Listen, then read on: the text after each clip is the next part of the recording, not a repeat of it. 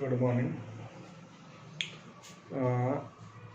एक धारा 54 हमने कल पढ़ी थी, जिसमें मैंने आपको बताया था कि किसी पुराने मकान को बेच के और नया मकान आप खरीद रहे हो तो उस पर आपको पूंजी लाभ की कर मुक्ति कैसे मिलती है।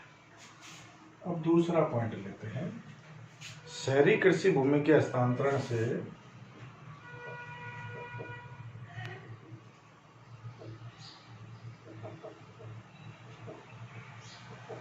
उत्पन्न पूंजी लाभ का कर मुक्त होना, ये है आपके धारा 54B। धारा 54B में क्या प्रावधान है, क्या प्रोविजन है। मतलब आपके पास कोई शहरी कृषि भूमि है और शहरी कृषि भूमि को आपने बेच दिया और बेच के आपको पूंजी लाभ हो रहा है, ठीक है ना। तो वही उसी तरह के नियम इसमें भी है कि यदि आप नई शहरी कृषि भूमि फिर से खरीद लेते हो उन पैसों से, जिन पैसों से आपने बेचा है उन पैसों से आप नई भूमि खरीद लेते हो। नई भूमि शहर में भी हो सकती है और ग्राम में भी हो सकती है, गांव में भी हो सकती है। तो आपको जितना पैसे की नई भूमि आप खरीद रहे हो उतना पूंजी लाभ कर मुक्त हो सकता है। तो शर्त वही है कि जिस दिन आप शहरी कृषि भूमि बेच रहे हो उसके 1 साल पहले या 2 साल बाद तक यदि आपने इन पैसों से कोई नई भूमि खरीद ली है। अब ये नई भूमि शहरी भी हो सकती है और ग्रामीण भी हो सकती है। ऐसी कोई आपने भूमि खरीदने का प्रावधान बना लिया है तो आपको कर मुक्ति का लाभ मिल जाएगा। लेकिन इसमें भी नियम वही है, आपको पता है। शहरी कृषि भूमि एक तो आपको पता है कौन सी होती है, लिमिट्स बता रखी है मैंने आपको। और वही नियम है कि जो पूंजी लाभ जमा योजना 1988 है उसके अंतर्गत उतने पैसे आपको बैंक में जमा कराने पड़ेंगे जितने पैसों की आप नई भूमि खरीदना चाहते हो, तभी आपको कर मुक्ति का लाभ मिल पाएगा, ठीक है। उसके बाद ये सेकंड पॉइंट पूरा हो गया आपका।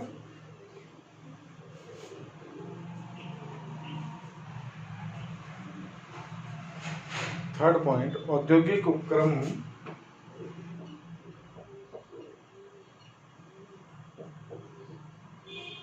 की भूमि के अनिवार्य अधिग्रहण सरकार करती है, आपको पता है। तो सरकार ने मान लो आपका कोई बिजनेस चल रहा है, उस बिजनेस का अनिवार्य अधिग्रहण कर लिया और उससे आपको पूंजी लाभ हो रहा है तो धारा 54D के तहत आपको उसकी कर मुक्ति का लाभ मिल सकता है। तो ये कर मुक्ति का लाभ भी आपको कब मिलेगा, तो वो सेम ही नियम है देखो, लेकिन इसमें जिस दिन अधिग्रहण होगा, जिस दिन अधिग्रहण की तारीख जो है उसके 3 वर्ष के भीतर आपको अपने व्यापार के लिए नई जमीन खरीदनी पड़ेगी। जो व्यापार आपका अधिकृत किया गया है उससे जो पैसे आए हैं, पूंजी लाभ हुआ है आपको, उसके 3 वर्षों के अंदर अंदर यदि आप नई औद्योगिक भूमि खरीद लेते हैं तो कर मुक्ति का लाभ मिल जाएगा। लेकिन इसमें भी बात तो वही की वही है कि पूंजी लाभ जमा योजना खाते में आपको पैसे जमा कराने पड़ेंगे। पूंजी लाभ जमा योजना खाते में 1988 के अंतर्गत पैसे जमा। और वो एक जो लॉक इन पीरियड बताया था ना धारा 54 में आपको, कि आपने नई जो जमीन खरीदी है ना, या नया मकान खरीदा था, तो उसको 3 साल तक बेच नहीं सकते। तो वो नियम इस पर भी लागू होगा, धारा 54B पर भी लागू होगा। वो नियम तो सब पर लागू होना है कि आप यदि नई संपत्ति खरीद रहे हो तो नई संपत्ति भी आप 3 साल से पहले बेच नहीं सकते। यदि आपने नई संपत्ति को 3 साल से पहले बेच दिया तो जितनी कर मुक्ति का लाभ आपने लिया था वो कर मुक्ति का लाभ वापस टैक्सेबल हो जाएगा, ठीक है। उसके बाद ये 54D हो गई।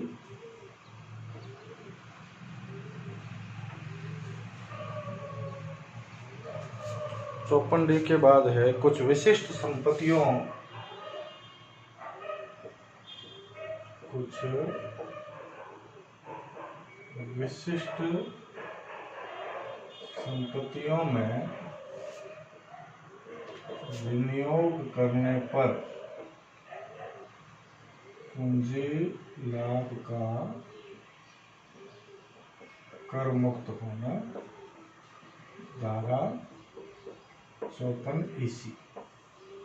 धारा 54EC के अंतर्गत सरकार ने ये छूट दी है कि मान लो आपने कोई हस्तांतरण किया है भूमि या भवन और उससे आपको कोई दीर्घकालीन पूंजी लाभ हुआ है, तो उन पैसों को आप यदि सरकार के किसी नोटिफाइड बॉन्ड में इन्वेस्ट कर देते हो तो जितना पैसा आप इन्वेस्ट करोगे उतने पैसे की छूट मिल जाएगी। लेकिन ये एक लिमिट है कि आप 50 लाख तक ही इन्वेस्ट कर सकते हो। 50 लाख से ज़्यादा रकम इन्वेस्ट करोगे तो फिर 50 लाख तक की ही छूट मिलेगी, 50 लाख से ज़्यादा छूट नहीं मिल सकती। तो बात ये आती है कि भाई ऐसे बॉन्ड कौन से हैं, सरकार ने ऐसे कौन से बॉन्ड निर्धारित कर रखे हैं जिनमें विनियोग करने से धारा 54EC की छूट मिल जाएगी। तो एक तो है भारतीय राष्ट्रीय राजमार्ग प्राधिकरण के बॉन्ड, जो इंडियन नेशनल हाईवे अथॉरिटी है अपनी, उसने यदि कोई बॉन्ड निर्गमित कर रखे हैं और आपने उन बॉन्ड्स को खरीद लिया है धारा 54EC के अंतर्गत, तो जितने रुपए के बॉन्ड खरीदे हैं उतने रुपए आपके कर मुक्त हो जाएंगे पूंजी लाभ के। और दूसरा है ग्रामीण विद्युतीकरण निगम लिमिटेड, ग्रामीण विद्युतीकरण निगम लिमिटेड के बॉन्ड। मतलब ये दो संस्थाएं सरकार ने सूचित कर रखी है, यदि आप पूंजी लाभ के पैसों से इन दो संस्थाओं के बॉन्ड खरीद लेते हो तो आपके जितने रुपए के आपने बॉन्ड खरीदे हैं उतने रुपए कर मुक्त हो जाएंगे। लेकिन कुल मिलाकर आपका जो इन्वेस्टमेंट है वो 50 लाख रुपए से अधिक नहीं होना चाहिए। अच्छा, इसमें ये भी शर्त लगा दी है कि यदि ये बॉन्ड 1 अप्रैल 2018 से पूर्व निर्गमित है तो इनकी जो शोधन अवधि है वो 3 वर्ष होनी चाहिए कम से कम। और यदि ये बॉन्ड 1 अप्रैल 2018 के बाद निर्गमित है तो इनकी शोधन अवधि 5 वर्ष होनी चाहिए। ठीक है ना, तो ही आपको छूट मिलेगी। और दूसरी बात कि मान लो आपने ये बॉन्ड खरीद लिए, अब बॉन्ड खरीद के आप बेच नहीं सकते उनको, 3 वर्ष के बाद उनका शोधन होगा, वो पैसे आपको मिलेंगे तो ही आपके लिए बेनिफिट रहेगा, नहीं तो पूरा पूंजी कर वापस से लग जाएगा। और यदि 5 वर्ष वाले हैं तो 5 वर्ष तक अपने पास रखने पड़ेंगे उन बॉन्ड को। ठीक है ना, बीच में बेच दोगे यदि बॉन्ड को तो आपका जो पूंजी लाभ की कर मुक्ति का छूट आपको मिली है वो उतने पैसे वापस से कर योग्य हो जाएंगे, वो छूट मानी नहीं जाएगी। उसके बाद नेक्स्ट पॉइंट है किसी विशिष्ट कोष की यूनिट्स में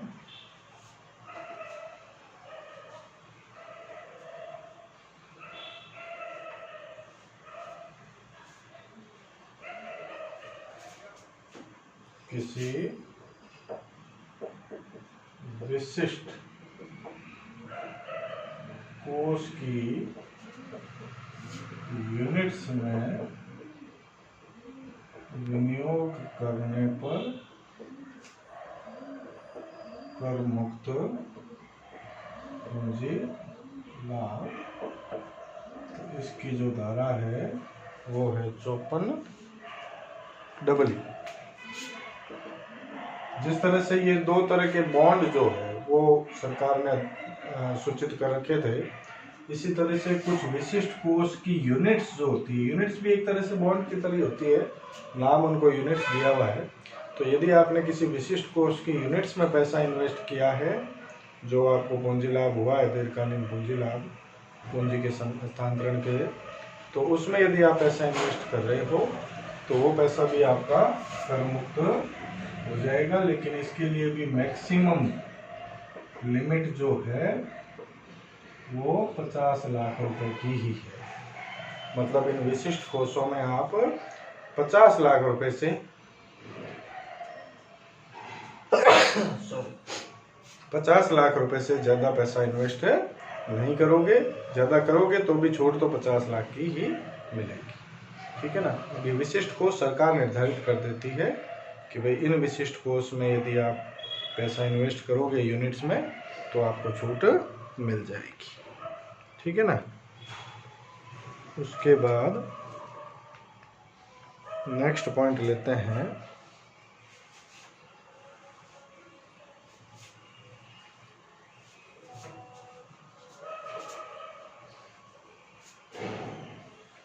आवासीय मकानों को छोड़कर अन्य कोई पूंजी लाभ हुआ है। मान लो मकान नहीं बेच के आपने और कोई चीज बेची है और आपको उससे कोई दीर्घकालीन पूंजी लाभ हुआ है, दीर्घकालीन, और उन पैसों से आपने कोई मकान या जमीन खरीद ली, तो उसकी कर मुक्ति का लाभ मिलता है धारा 54 एक्ट में। देखो धारा 54 में तो क्या था, मकान बेच के मकान खरीदना है, मकान या मकान बेच के मकान खरीदना है। लेकिन 54F में क्या है, कोई भी चीज बेच के मकान खरीदो। जैसे गहने बेच दिए, गहने बेच के मकान खरीदा तो पूंजी लाभ तो हुआ है ना गहनों बेचने से आपको। तो जो पूंजी लाभ हुआ है उससे मकान खरीद रहे हो आप, तो उसकी छूट धारा 54F में मिलेगी।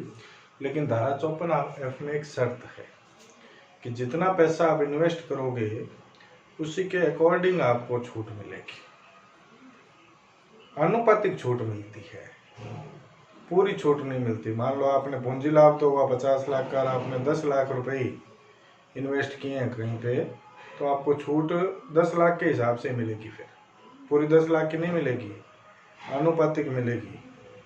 बाकी चीज़ों में तो क्या था, अभी तक जितने आपने धाराएं पढ़ी है, जितने नियम पढ़े हैं, उनमें ऐसा कुछ नहीं था अनुपातिक। आपने मान लो 50 लाख कमाए, 10 लाख इन्वेस्ट किए तो 10 लाख की छूट मिल जाएगी। लेकिन इसमें आप यदि 50 लाख कमा के 10 लाख ही इन्वेस्ट कर रहे हो, तो एक तरह से मान लो आप 20% पैसा इन्वेस्ट कर रहे हो, तो जितना पूंजी लाभ हो रहा है उसका 20% की छूट मिलेगी, पूरी नहीं मिलेगी आप। तो इसके लिए एक सूत्र बना लेते हैं कि भाई कितनी छूट मिल सकती है। तो इसका सूत्र है कर मुक्त पूंजी लाभ बराबर पूंजी लाभ की राशि गुणा विनियोजित राशि और बटा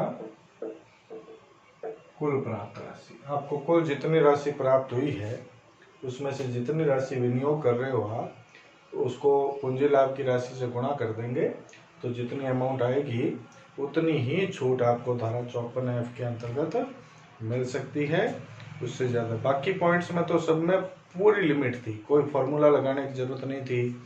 जितने पैसे आपने इन्वेस्ट किए सारे पैसों की छूट आपको मिल जाती है।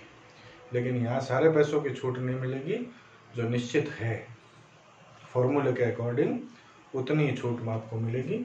और लॉक इन पीरियड तो इसमें भी है, भाई आपने कोई जो ज़मीन या मकान खरीदा है तो खरीदने की तिथि के 5 साल के भीतर आप उसको 3 साल के भीतर आप उसको बेच नहीं सकते। यदि आपने उसको 3 साल के भीतर बेच दिया तो फिर जो पहले पूंजी लाभ की कर मुक्ति का लाभ आपको मिला था वो वापस कर योग्य हो जाएगा। ठीक है, तो ये कुछ पॉइंट्स और बताए आज हमने। नेक्स्ट वीडियो में अगले और पॉइंट्स जो है उनके बारे में बात करेंगे। Thank you.